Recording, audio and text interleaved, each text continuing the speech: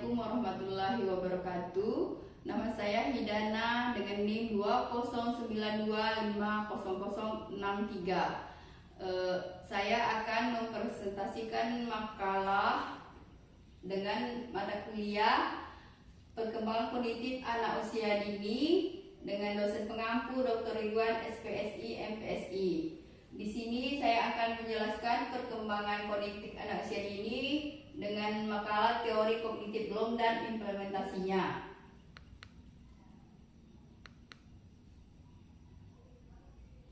Latar belakangnya, pendidikan anak usia dini merupakan tahap fondasional bagi perkembangan kognitif sosial dan emosional anak.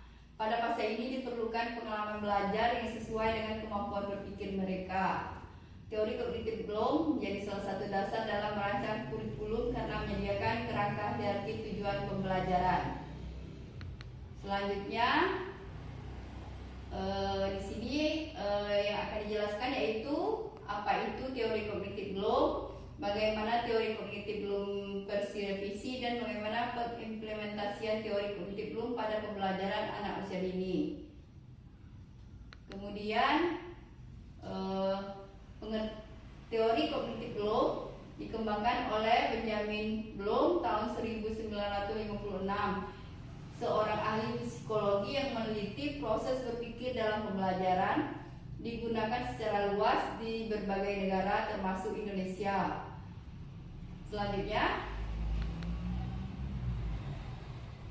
ada 6 tingkatan kognitif Bloom. Yang pertama yaitu pengetahuan, meliputi kemampuan mengingat informasi, contoh menyebutkan nama-nama benda.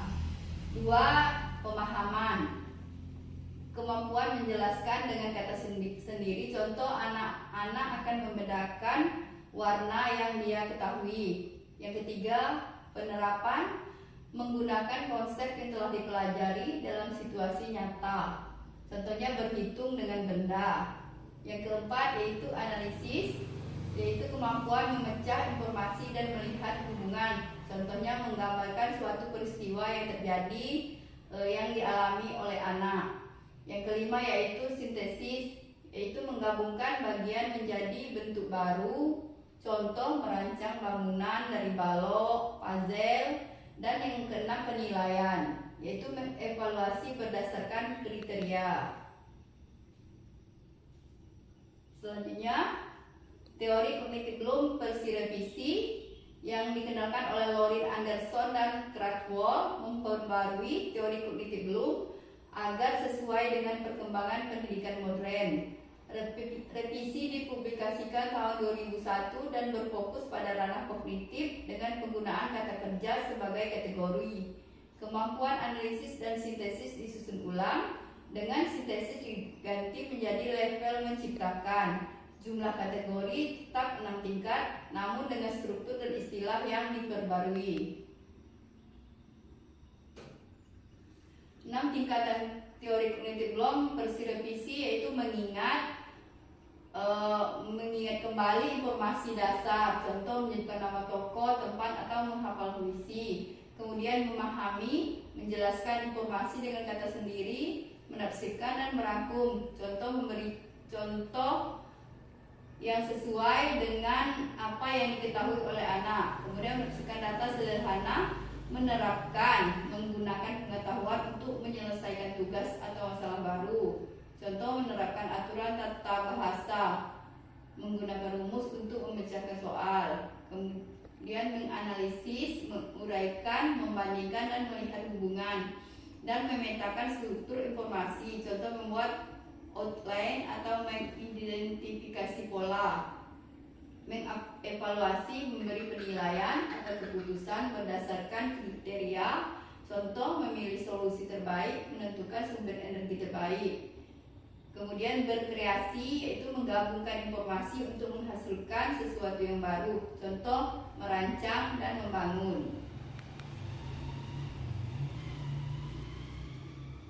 Implementasi teori kognitif Bloom pada pembelajaran anak usia dini yaitu tingkat kognitifnya, contoh mengingat, menyebutkan nama warna, bentuk, atau angka, itu mengulang pantun. Kemudian memahami, menyusun puzzle sederhana, menjelaskan fungsi benda, menerapkan, mengelompokkan mainan berdasarkan warna atau bentuk, menganalisis, menyortir mainan berdasarkan kategori, misalnya kategori mainan yang lunak atau keras, mengevaluasi, memberi pendapat tentang cerita yang didengar, menciptakan, menggambar atau membuat kerajinan dari bahan sederhana.